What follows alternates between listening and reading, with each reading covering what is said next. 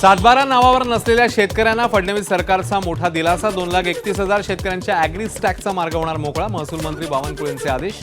कर्जमाफी, शासकीय योजनांचा लाभ मिळणार। पालघरमध्ये पार पडली ओबीसी हक्क परिषदेची बैठक। शिक्षक भरतीत पेसा जिल्ह्यांमध्ये ओबीसींना 0% आरक्षण दिल्यानं आक्रमक। आंदोलनाची दिशा ठरवण्याकरता पार पडली बैठक।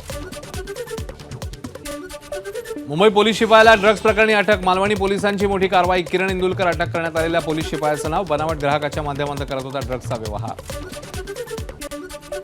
रत्नागिरीतील गड नदी आणि जामदा प्रकल्पाच्या कार्यकारी अभियंत्यांचं निलंबन। प्रकल्पातील गैरव्यवहार प्रकरणी कोकण पाटबंधारे विकास महामंडळाची कारवाई।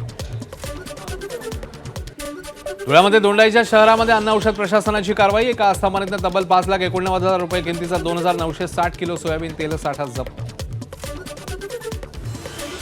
बीडमध्ये गोळीबार करणाऱ्या सफवान खानचं वाल्मिक कराड कनेक्शन। वाल्मिक कराडला अटक झाल्यावर निघालेल्या मोर्चात होता सहभाग। संतोष देशमुख हत्या प्रकरणात वाल्मिक कराड अटकेत।